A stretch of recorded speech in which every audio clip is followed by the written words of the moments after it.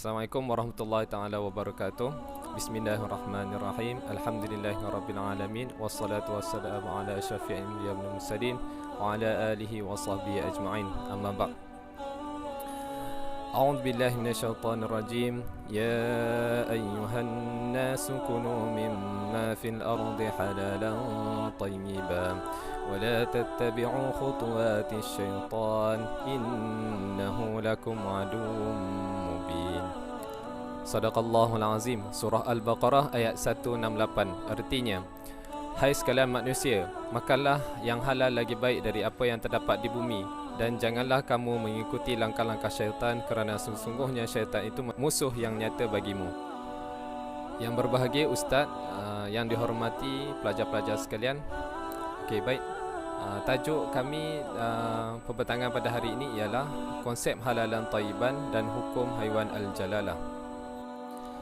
Pendahuluan bagi tajuk ini, kita mulakan dengan definisinya dahulu, iaitu definisi thayyib bererti iaitu elok ataupun baik. Manakala definisi bagi halal dan thayyiban pula bersifat baik, suci lagi elok. Seterusnya, dalam kitab Ibnu Kathir mengatakan bahawasanya thayyiban itu baik, lagi bermanfaat dan elok dari segi tabiat dan syarak. Jadi Islam amat menggalakkan perkara-perkara yang baik itu bersangkutan dengan syarak dan tabiat berdasarkan lumrah hidup manusia. Seterusnya, halal dan thayyiban ini merangkumi kepada dua perkara, iaitu daripada segi fizikal maupun rohani. Kemudian, makanan yang halal adalah bersih dan suci dari segi zat, cara perolehannya, dan tidak memudaratkan tubuh badan manusia. Jadi segala makanan yang manusia makan haruslah dia bersih dari segi mendapatkannya. Seperti contohnya kita bekerja dan kita mendapatkan wang hasil daripada titik peluh kita bekerja. Kemudian kita beli makanan tersebut, dan makanan tersebut dibeli tempat yang bersih dan diproses dalam keadaan yang bersih. Kemudian itu cara kebersihan melalui zatnya dan cara perolehnya. Kemudian makanan yang tersebut yang kita beli tadi itu haruslah tidak memudaratkan badan kita sendiri, dan tidak akan jadi penyakit lah untuk kita seperti demam dan sebagainya. Makanan yang haram tetaplah dikeji oleh Allah Subhanahu Wa Taala, walaupun keadaannya adalah sedap, mahal dan berbau yang enak. Seterusnya, lumrah dalam kehidupan manusia mempunyai kebaikan dan keburukannya. Jadi baik itu lawannya adalah buruklah. Sama ada dalam makanan, minuman, pakaian ataupun perkara yang bersangkutan dengan panca indera seperti melihat, mendengar dan menghiduan. Jadi kegunaan makanan yang halal lagi thayyiban itu tidak berhenti di situ sahaja. Dia meliputi segala aspek kehidupan manusia. Kita melihat, kita mendengar itu pun adalah satu perkara yang halal dan thayyiban. Makanan yang halal, kita tidak semestinya menyatakan bahawa makanan tu halal daripada segi kita tengok, okey dia dah hidang di atas meja, maknanya makanan tu dah halal. Tidak, kita perlu mencari di mana unsur, sumber ataupun proses penyediaan makanan tersebut, sama ada dia disediakan dalam keadaan yang halal ataupun tidak. Jadi kebersihan memainkan peranan yang penting. Fizikal makanan tersebut juga memainkan peranan yang penting. Kemudian dari segi tarikh luput makanan tersebut juga memainkan peranan yang penting. Jadi bermula dari proses penghasilan makanan tersebut sehinggalah ianya dihidangkan di atas meja dan dimakan oleh seseorang tersebut, perlulah diteliti dan diambil berat tentang kehalalan lagi bersih. Akhir sekali, bagi memenuhi konsep halal dan thayyiban ini, kita perlulah memilih makanan yang berkhasiat dan memberi manfaat kepada tubuh badan kita sendiri dari segi fizikal dan rohani badan kita. Makanan ini memain peranan yang sangat besar dalam kesihatan tubuh badan kita bagi menjalani kehidupan seharian dan beribadah kepada Allah Subhanahu Wa Taala. Sekian daripada saya penerangan tentang konsep halal dan thayyiban. Seterusnya saya akan serahkan kepada saudari Nur Akilah Natasha untuk meneruskan tentang hukum haiwan al-jalalah. Okey, baiklah, terima kasih kepada saudara Furkan yang telah menerangkan tentang konsep halal dan thayyiban. Seterusnya saya akan menerangkan pula tentang hukum haiwan al-jalalah. Saya akan bacakan hadis Rasulullah sallallahu alaihi wasallam. Wa an ibni Umar qala naha Rasulullah sallallahu alaihi wasallam an aklil jalalati wa albaniha rawahu Tirmizi wa fi riwayati Abi Dawud. Artinya, Ibnu Umar Rasulullah sallallahu alaihi wasallam melarang memakan haiwan al-jalalah serta meminum susunya. Haiwan al-jalalah dari segi konsepnya adalah haiwan yang halal bertukar statusnya menjadi makruh ataupun haram disebabkan faktor makanan, sama ada dengan sengaja ataupun tidak sengaja.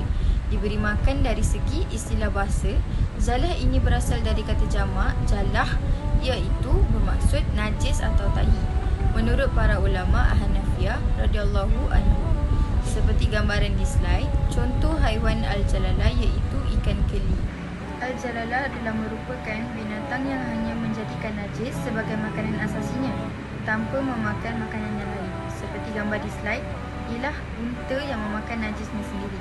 Apabila memakan najis, maka bau dagingnya juga akan berubah disebabkan pemakanannya yang sedemikian. Menurut pandangan Syafi'iyah, Malikiyah, Hanabilah, al-jalalah ialah binatang yang selalunya menjadikan najis sebagai makanannya tetapi turut memakan makanan yang lain selain daripada najis.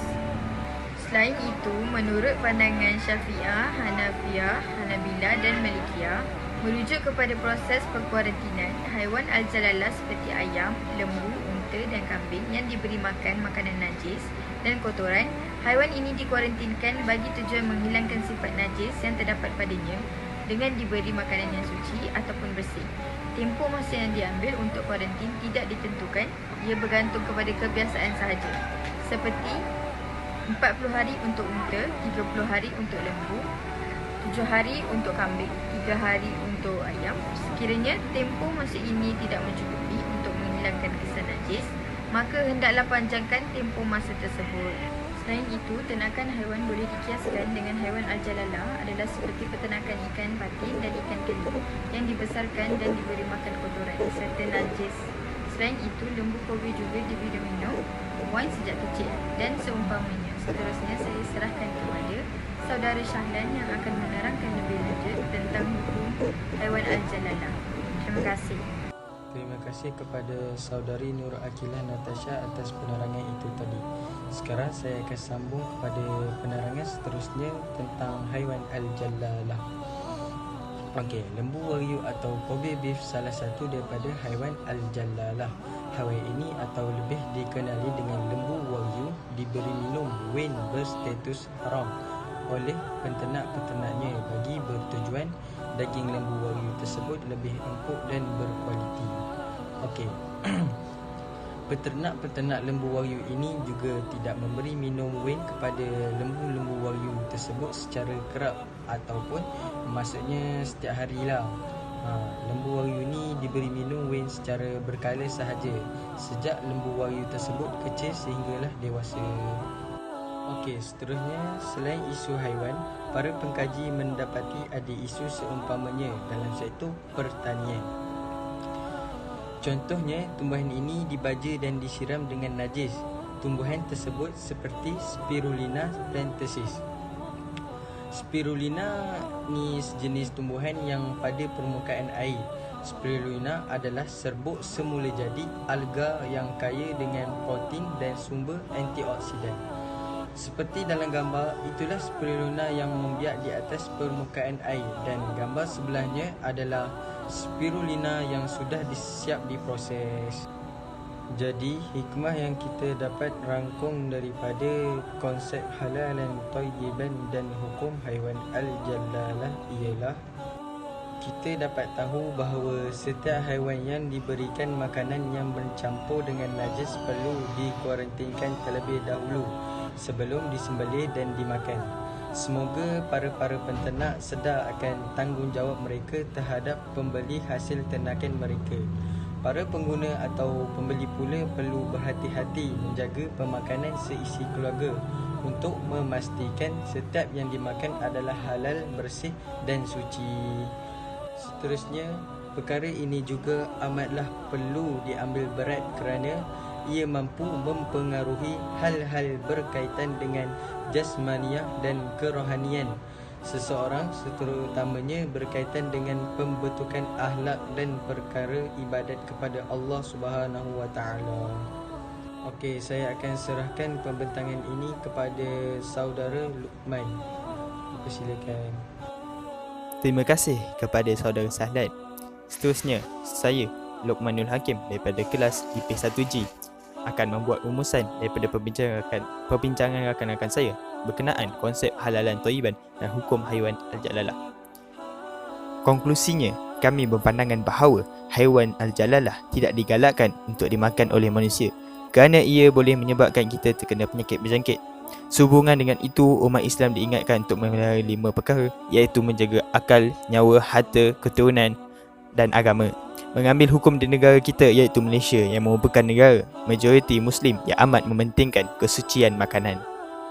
Dalam pada itu, majoriti ulama meletakkan hukum makruh memakan daging haiwan al-jalalah dan berbeza pandangan pada tempoh untuk karantin haiwan al-jalalah sebelum ia dibunuh untuk dimakan. Langkah ini diambil untuk mencegah keburukan yang lebih besar kesannya ke atas masyarakat awam di Malaysia. Hukum pengharaman memakan ikan yang diberikan makanan tidak halal adalah sebagai langkah berhati-hati dan juga sort ad-dawa'i demi menjamin kesucian melaksanakan ibadah dalam kehidupan. Tegahan ini juga diambil untuk tidak memberi peluang kepada penternak ikan dengan mengambil cara mudah untuk menternak ikan dengan memberikan makanan yang tidak halal dan kotor kepada haiwan berkenaan. Pembentangan sebentar tadi adalah hasil daripada rujukan-rujukan yang kami sudah pilih terlebih dahulu. Hukum haiwan al-jalalah dinyatakan secara jelas di dalam Al-Quran pada surah Al-Baqarah, surah Ali Imran, surah Al-Ma'idah, surah Al-Anfal dan surah Al-Nahlu. Kemudian di dalam hadis diriwayatkan oleh Imam Ahmad, Abu Daud, Ibnu Majah, Ad-Darimi dan Kitab Al-Mishkat. Dalam menetapkan hukum haiwan al-jalalah, ijma' ulama terdiri daripada ulama Hanabilah, ulama Hanafiyah, ulama Malikiyah, ulama Syafi'iyah, Imam Ahmad dan Imam Malik serta Imam Nawawi. Setiap pandangan yang dikemukakan oleh para ulama dalam menetapkan hukum haiwan al-jalalah adalah berdasarkan alasan serta hujah yang tersendiri. Saya mewakili semua ahli kumpulan mengucapkan setinggi-tinggi terima kasih kepada semua rakan-rakan yang sudi mendengarkan pembentangan ini.